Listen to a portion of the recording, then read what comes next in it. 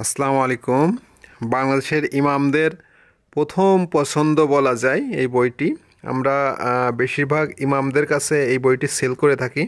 খুতবাতুল ইসলাম, জুমার খুতবা বা সমকালীন প্রসঙ্গ।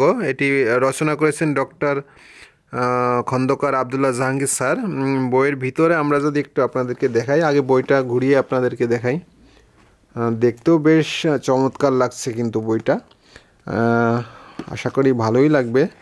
তো যাই হোক, ভিতরে আমরা যদি একটু দেখি যে এই বইয়ে কিন্তু মোটামুটি 12 মাসে কোন সময় কি খুতবা দেওয়া লাগবে বা বলা লাগবে, সেই বিষয়গুলো জানুয়ারি মাসে কি বলবেন, ফেব্রুয়ারি মাসে কি বলবেন, রমজান মাসে কি বলবেন, সব বিষয় কিন্তু এই কিতাবের মধ্যে সুন্দর করে দেওয়া আছে। আপনারা চাইলে এই ইমাম সাহেবগণ এই কিতাবটি সংগ্রহ করতে পারবেন।